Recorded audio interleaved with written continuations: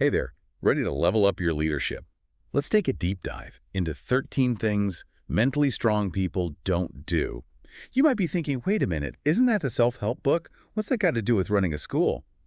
But stick with us. We're going to uncover how these seemingly personal principles, these things that Amy Morin lays out in this book, can actually transform how you lead a school, like how you manage a team, how you handle those tough situations, and how you can really create this ripple effect of positive change that can reach your students.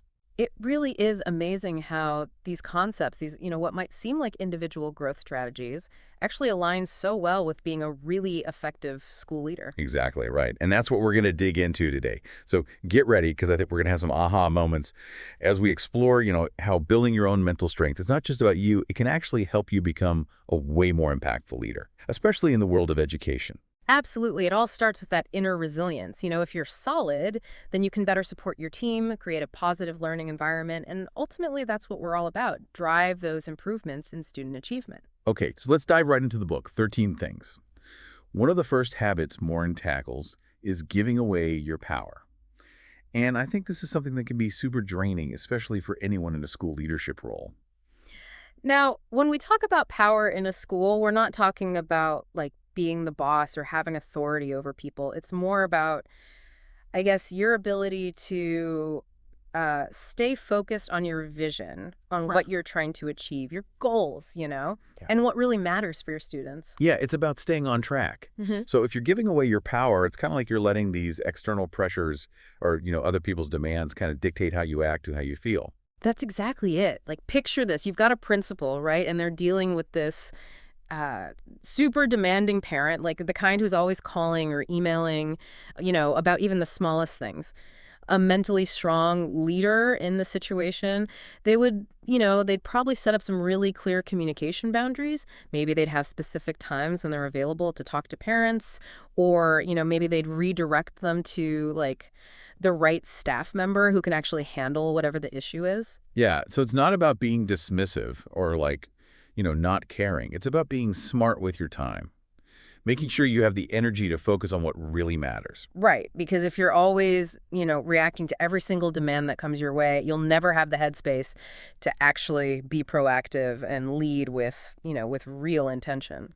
And that's where I guess setting healthy boundaries comes in, right? It's about recognizing that it's okay to say no sometimes, even to well-meaning colleagues or parents, Hmm. because it ultimately frees you up to focus on those bigger picture things, the things that really benefit the entire school. Okay, so moving on. Another habit Morin dives into that's huge, especially for educators, is this idea of people pleasing.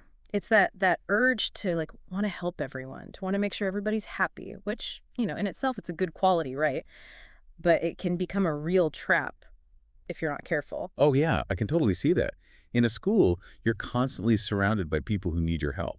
Students, teachers, parents, staff. Hmm. It's really easy to feel like you have to say yes to every single request. And that's exactly how people pleasing can lead to burnout. You start to resent people, you end up spreading yourself way too thin, you neglect your own needs, and ultimately you're just not as effective as a leader.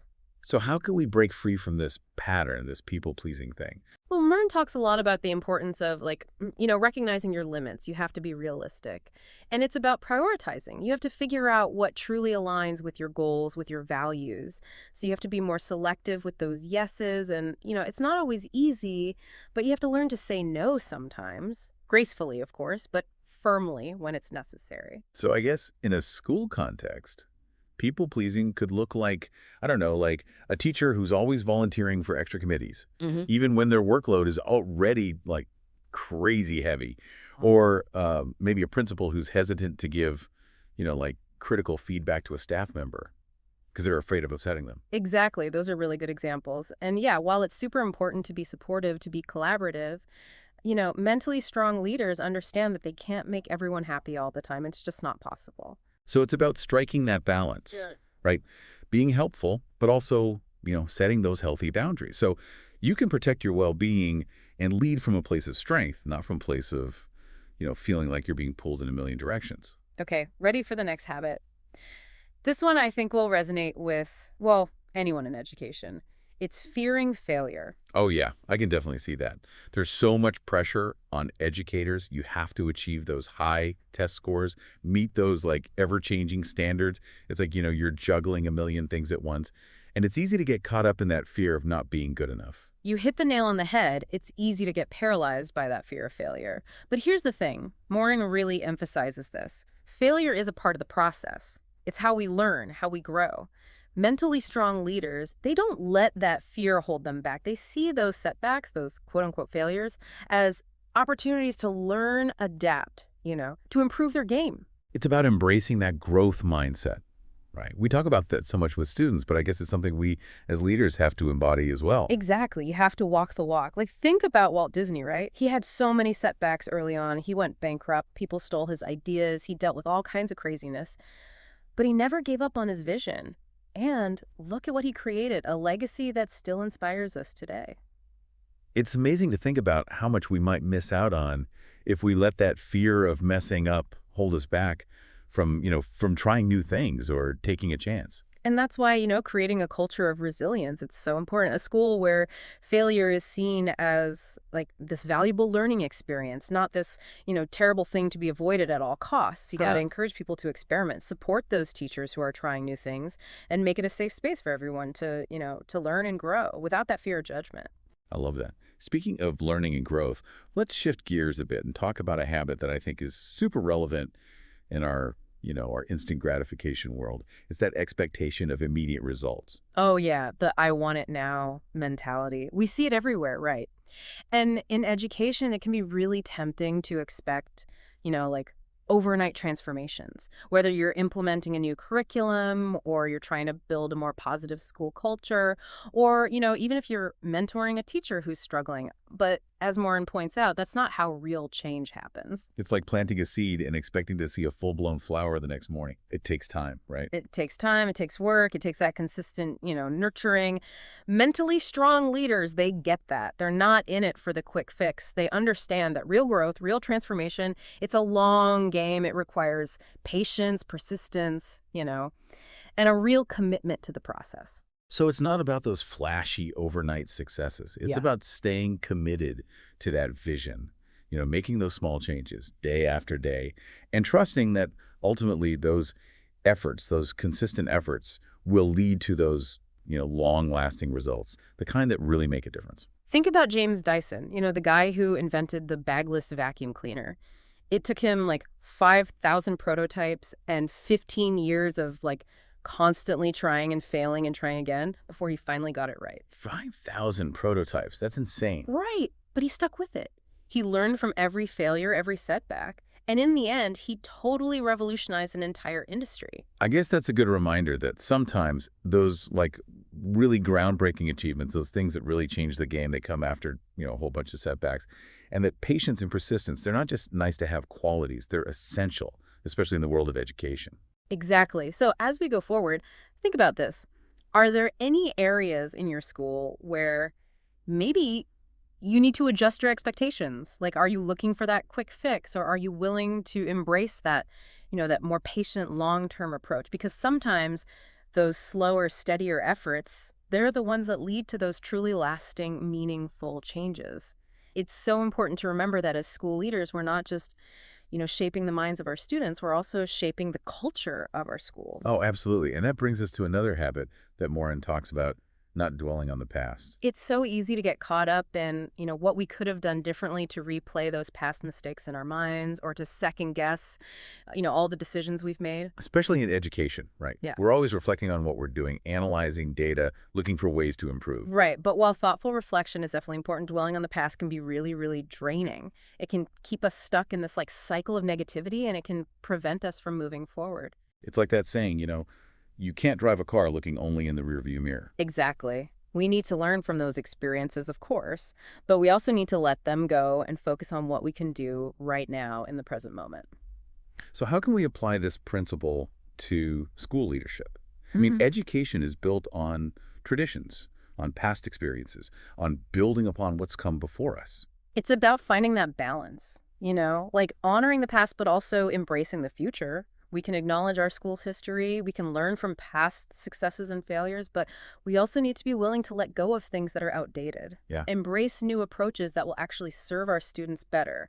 So it's not about erasing the past. It's about choosing how we let it shape us. Exactly. And that requires a certain level of mental strength. It's about having the courage to let go of what's no longer working, to challenge the status quo, to create a space for innovation and growth. It's about recognizing that we can honor the past without being imprisoned by it. Okay, let's talk about a habit that can be a real stumbling block for school leaders, especially for those of us who are, driven by this deep desire to make a difference, not feeling like the world owes us anything. Oh, I can definitely see how this one could be a challenge. It's easy to feel resentful or discouraged when you're pouring your heart and soul into your work and you're not getting the recognition or the support you feel like you deserve. It happens. But Maureen reminds us that feeling entitled, it can actually sabotage our own success. It can lead to negativity, resentment, a lack of motivation, right? Exactly. And it can also damage our relationships with our colleagues. It can create this toxic work environment, and ultimately it hinders our ability to lead effectively. So how can we as school leaders avoid falling into that trap? It's about shifting our focus. Instead of thinking about what we feel like we deserve, we need to focus on what we can contribute. Mentally strong leaders, they understand that success is earned. It's not given. They find that satisfaction in the work itself, in the impact they're making on their students' lives, in the growth that they're fostering within their schools. It's about finding that intrinsic motivation. You know what I Right. mean? That thing Yeah. that fuels our passion and drives us to excel even when things are tough. It's like we were talking about earlier with people pleasing, right? It's not about seeking validation from others. Yeah. It's about finding that fulfillment from within. It makes me think of a story that Maureen shares about this young teacher named Sarah. She was incredibly dedicated, passionate about her work, but she was also constantly feeling overlooked and underappreciated. She felt like the school owed her more recognition for all of her I'll efforts. get it. I mean, it's natural to want your hard work to be acknowledged. Of course. But this feeling of entitlement that she was holding on to, it was creating so much negativity for her. It was affecting her relationships with her colleagues, her attitude toward her work, and even her effectiveness as a teacher. So how did she turn things around? Well, she finally realized that her focus on what she felt she deserved was actually preventing her from appreciating the joy and the fulfillment that she was getting from teaching and connecting with her students. It was like she was so focused on what she wasn't getting that she couldn't see what she already had. Exactly. It was about shifting her mindset from, what am I getting out of this, to, what am I giving to this? And once you made that shift, did things get better for her? Oh yeah, her entire perspective changed. She started focusing on the positive impact that she was making in her students' lives, on the joy that came from teaching, on the satisfaction of contributing to a larger purpose. That's a powerful reminder that true fulfillment, it comes from within, from the passion and the dedication we bring to our work, not from external validation or recognition. Okay, so building on this idea of focusing on our contributions, let's talk about another habit that can really hold us back. Not giving up after the first setback. This is where that resilience comes into play, right? It's about having that grit, that determination to keep going, even when things get tough. Exactly. And that's so essential for school leaders. Because let's face it, education is a tough field. You're constantly dealing with unexpected obstacles, resistance to change pressure to meet all these demands. But mentally strong leaders, they don't let those setbacks define them. They view them as opportunities to learn and grow. They don't dwell on the past. They figure out what went wrong. They adjust their approach, and they keep moving forward. It makes me think of that Thomas Edison quote. I haven't failed, I've just found 10,000 ways that won't work. That's such a great way to look at it. Yeah. It's about having that belief, that unwavering belief in your vision, and being willing to keep trying different things until you find what works. Think about it this way. Let's say you're trying to implement a new initiative in your school. You're going to encounter some resistance, some skepticism, maybe even some unexpected challenges. But a mentally strong leader doesn't just throw in the towel at the first sign of opposition. Nope. They're going to engage in open communication. They're going to try to understand those different perspectives. They're going to address those concerns. And they're going to work with people to find solutions. They understand that change, meaningful change, it takes time, effort, and a lot of resilience. And they also know that celebrating those small wins along the way, it can make a big difference in keeping everyone motivated. It's about recognizing those milestones, those little bits of progress to keep that momentum going. It reminds me of the 1980 U.S. Olympic hockey team, the Miracle on Ice. They faced incredible odds going up against the Soviet team, who seemed unbeatable at the time. And they didn't have the easiest path, Yeah. right? They even tied with Sweden in their very first game. But they didn't let that early setback define them. They kept believing in themselves, they kept fighting, and ultimately they achieved one of the biggest upsets in sports history. It's an amazing example of how mental strength, that resilience, can really be the difference between giving up and achieving something extraordinary. Okay, shifting gears a little bit, let's talk about a habit that might seem a little counterintuitive, especially for those of us in education who love social interaction. Not fearing alone time. That does seem a bit strange at first, right? I mean, we spend our days surrounded by students, colleagues, parents. It's hard to imagine finding even a few moments to ourselves. But Morin emphasizes this. Alone time, it's not a luxury, it's a necessity. It's crucial for our mental well-being and, by extension, for how effectively we can lead. It's a chance to recharge, to reflect, to process everything that's going on, and just to reconnect with ourselves. Think about this. When was the last time you had some real alone time? Like, no distractions, no emails, no phone calls, no to-do lists running through your head? Honestly, it's probably been a while. Yeah. And I can definitely see how that lack of solitude could contribute to stress burnout, even making bad decisions. Mentally strong leaders, they recognize how important this is. They make time for themselves, even if it's just for a few minutes each day. It could be as simple as, I don't know, taking a walk in nature without your phone, meditating for a few minutes in the morning, or even just journaling before bed. Even those small moments of solitude can have a huge impact on our ability to manage stress, to gain clarity, and to approach our work with renewed energy and focus.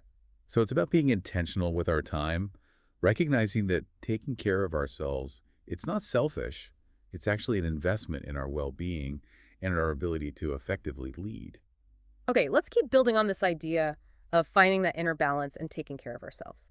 Let's talk about a habit that can be particularly challenging for those of us who are, passionate about making a difference, not feeling sorry for ourselves. This one really hits home. I think it's easy to slip into that, self-pity mode, especially when we're dealing with setbacks or feeling overwhelmed by everything that's on our plate. Absolutely. And Marin warns us about this. Self-pity can be this slippery slope that leads to negativity, hopelessness, and even a victim mentality. And it can prevent us from taking ownership of our situation and finding solutions.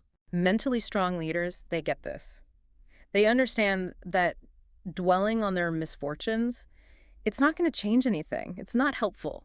They choose to focus their energy on what they can control, on finding ways to overcome those challenges and moving forward with a positive attitude. Think about it. Let's say you're a principal dealing with budget cuts, staff shortages, or declining enrollment. It would be easy to get completely overwhelmed and just give in to that discouragement. But a mentally strong leader wouldn't let those challenges paralyze them. No, they would acknowledge the difficulties of the situation, but then they would start exploring all the options and focusing on finding some creative solutions. They would remember that they're not the only ones going through these tough times. Right, they'd reach out to their colleagues' network with other school leaders and seek guidance from people who have been there. It's about recognizing that we're all in this together, and by supporting each other, sharing our knowledge and experiences, we can get through even the toughest situations. Okay, this next habit is one that I think can be especially difficult in a field like education where we're all striving for improvement, not resenting other people's success. It's natural to compare ourselves to others, right? Especially in a field that can feel as competitive as education. And it's easy to get caught up in those feelings of envy or resentment when we see our colleagues getting recognized, promoted, or receiving awards that we think we deserve. It's that feeling of, why them and not me? But Marin reminds us that resentment is a toxic emotion. It poisons our relationships. It can actually sabotage our own success, and it creates this negative and unproductive work environment. It's like we're holding ourselves back by focusing on what other people are doing. Exactly. Mentally strong leaders, they choose to celebrate the successes of others. They understand that another person's achievements, they don't diminish their own accomplishments. They see success as something to be inspired by, not threatened by. Think about it. You're a teacher and you see your colleague win a prestigious teaching award.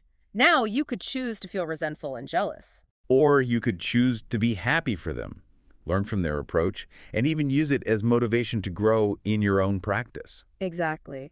Mentally strong leaders understand that there's room for everyone to succeed. It's not a zero-sum game where one person's win means someone else has to lose. Right. It's the collaborative effort. And by supporting and encouraging each other, we can create a much more positive and productive school environment for everyone. Okay, let's talk about a habit that can be a real time waster and energy drainer for school leaders. Not wasting time on things you can't control. This one is so important because, let's be honest, as school leaders, we're constantly dealing with demands, decisions, and all sorts of challenges. It's easy to feel overwhelmed and like we need to try to fix every problem, resolve every conflict, and control every single situation. But Morin reminds us that we have limited time and energy. We can't do it all. We have to prioritize. And by focusing on what we can actually control, we become much more effective and we reduce our stress levels significantly. So it's about choosing our battles wisely. Think about it. You're a superintendent and you're dealing with this controversial policy decision at the district level. Now, you could spend hours and hours worrying about the negative press, the backlash from the community, and the political fallout, It's easy to get caught up in all of that. but you could also choose to focus on what you can actually do. Communicate clearly with the stakeholders, gather input, and then make the best possible decision based on the information you have. So it's about being proactive, not reactive. Mentally strong leaders understand that they can't please everyone all the time. They accept that some things are simply beyond their control, and they choose to focus on what they can influence. It's about being strategic with our efforts, setting realistic goals, Yeah. and letting go of the things that are outside of our sphere of influence. You know what this reminds me of? The serenity prayer. God grant me the serenity to accept the things I cannot change, courage to change the things I can, and wisdom to know the difference. That's a great way to put it. It's about finding that balance between acceptance and action, between letting go and taking charge. And recognizing that by focusing on what we can control, we can find greater peace of mind and actually make a more meaningful impact. Okay, let's talk about another habit that can be really challenging, especially in a field like education where we're constantly seeking approval and support, not worrying about pleasing everyone. I can see how that would be tough. Yeah. It's natural to want to be liked and respected by our colleagues, our staff, our community. Of course. But Morin reminds us that trying to please everyone, it's a recipe for disaster. Because it's impossible, right? We can't make everyone happy all the time. Exactly. And when we try to do that, we end up sacrificing our own values, our own vision, our authenticity. We become people pleasers instead of leaders. Mentally strong leaders, they get that. They Yeah. understand that they can't make everyone happy, so they focus on doing what they believe is right, even if it means making tough or unpopular decisions. They're guided by their principles, not by the need for approval. Exactly. They value integrity over popularity. And they recognize that true leadership, it's about inspiring and motivating people. It's not about winning some kind of popularity contest. So it's not about being liked by everyone. It's about doing what's right for the school, for the students. Think about it. You're a principal, and you're implementing a new discipline policy. Now you're probably going to face some pushback from some parents and students. It comes with the territory. But a mentally strong leader wouldn't back down from that decision just because a few people are unhappy. They would stand by their decision, explain the reasoning behind it, and work to address those concerns in a fair and respectful way. They'd be open to feedback, but they wouldn't let the fear of disapproval derail them from doing what they believe is best. They would also recognize that making difficult decisions, it's part of the job. And true leadership, sometimes it requires making choices that might be unpopular but ultimately benefit the school as a whole. So it's about having the courage to do what's right, even when it's hard. And understanding that true respect, it's earned through integrity and authenticity, not through trying to please everyone. Okay, let's talk about a habit that I think is crucial for anyone who wants to be a lifelong learner. And that's not fearing to ask for help. It's so easy to fall into that trap of thinking that we need to have all the answers that we need to be the expert in every situation. Especially in education, right? Right. We're supposed to be the ones with the knowledge and the guidance. But Maureen makes a really important point. Asking for help. It's not a sign of weakness. It's actually a sign of strength. It shows that we're humble enough to admit that we don't know everything. And that we're open to learning from others. Mentally strong leaders. They recognize that they don't have to have all the answers. They're comfortable seeking support and guidance from colleagues, mentors, and experts. They understand that collaboration is key to success, and that by working together, we can achieve far more than we ever could on our own. So it's about leveraging the collective wisdom and experience of the team. Think about this. You're a new teacher, and you're having a tough time managing a challenging classroom. Now, you could choose to struggle in silence, afraid to admit that you need help. It could feel embarrassing to ask for help, especially when you're new. But a mentally strong leader, a good mentor, would encourage you to reach out, to ask for advice, to seek support. They would create that culture of collaboration and support, where everyone feels safe to ask questions, to share ideas, and to help each other grow. It's about building a team where everyone feels valued and supported. Okay, let's move on to a habit that can be a real productivity killer, not multitasking. Oh, this is a big one. We live in a world where we're constantly bombarded with information demands distractions. It feels like you need to be doing a million things at once just to keep up. And it's tempting to think that we can do it all, that we can juggle all these tasks simultaneously. But is multitasking really effective? Not really. Morin argues that multitasking is actually a myth. Our brains aren't designed to focus on multiple tasks at the same time effectively. So we're actually less productive when we try to do too many things at once. Exactly. When we try to multitask, we end up sacrificing quality, making more mistakes, and feeling even more stressed and overwhelmed. It's like we're spreading ourselves too thin. Right. Mentally strong leaders, they understand that focusing on one task at a time, giving it their full attention and effort, is the key to better results. So it's about prioritizing, about choosing what's most important and giving it your undivided attention. Think about it. You're a principal, and you're trying to write an important report while also answering emails, taking phone calls, and dealing with student discipline issues. You're not going to be able to do any of those things well. You're going to feel frazzled, Yeah, make mistakes, and probably end up feeling even more behind. exactly. But if you set aside dedicated time for each task, you eliminate those distractions, and you give it your full focus, you're going to complete it much more efficiently and effectively. So it's about working smarter, not harder. And recognizing that single tasking, it's not about being slow. It's about being more intentional with your time and energy. It's the key to greater productivity and peace of mind. It's amazing how focusing on one thing at a time can make such a difference, both in how much we get done and just in our overall well-being. But it's definitely a skill, and I think it takes practice.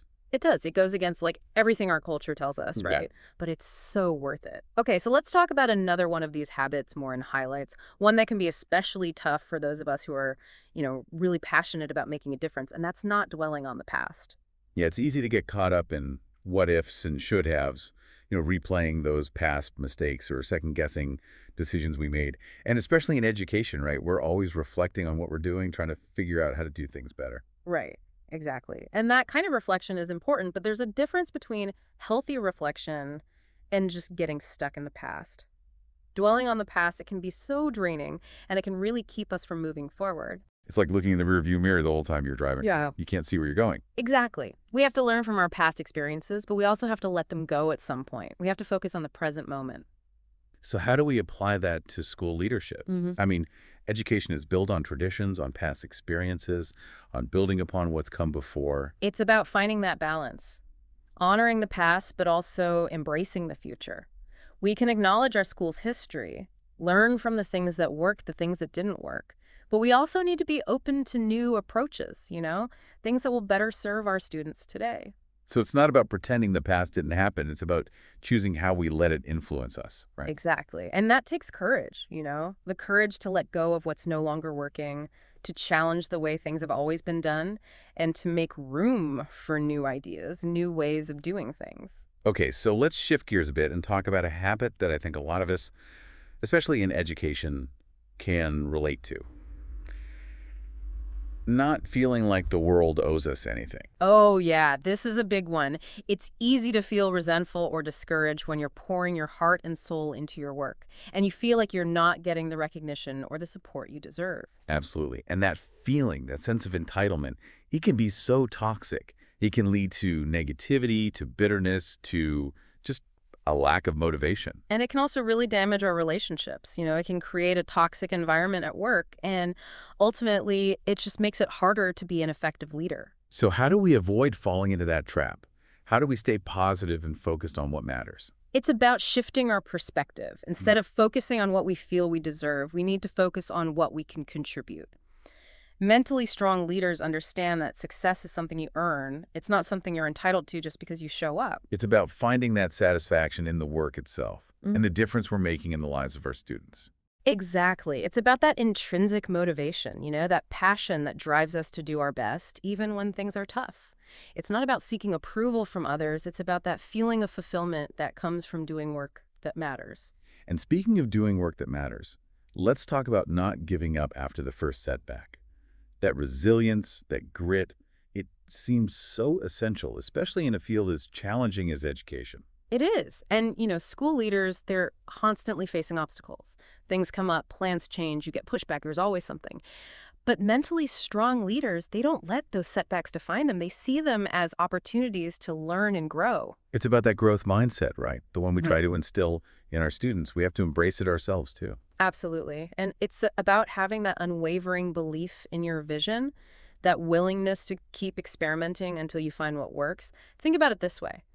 If you're trying something new, there are going to be bumps in the road. You're going to hit some snags, face some opposition, maybe even have some people tell you it'll never work. So how do you push through that? How do you keep going when it feels like everything's against you? You have to keep those lines of communication open. Try to understand where people are coming from, even if you don't agree with them. You address those concerns and you work together to find solutions. You have to realize that real change, meaningful change, it takes time and a whole lot of effort, and it takes resilience. And sometimes you have to celebrate those small victories along the way, those little bits of progress that keep you going. Exactly. It reminds me of the 1980 U.S. Olympic hockey team, the Miracle on Ice. No one expected them to win. They were up against the Soviets, who were considered the best in the world. And on top of that, they had a disappointing tie in their very first game. So they were already facing an uphill battle. But they didn't let that early setback define them. They kept believing, they kept fighting, and they ended up pulling off one of the biggest upsets in sports history. It really is a miracle. Mm. And it's such a powerful reminder that sometimes the greatest victories come after the toughest challenges. And that mental toughness, that resilience, it can be the difference between giving up and achieving something truly amazing. So, as we wrap up this deep dive into 13 things mentally strong people don't do, I hope you're walking away with some valuable insights, some new tools for your leadership toolkit, and a renewed sense of inspiration.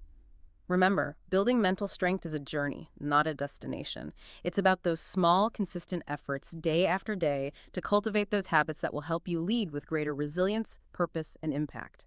And as you continue on this journey, remember that you're not alone. We're all in this together. That's a great note to end on. Keep those minds sharp, those hearts open, those leadership skills growing.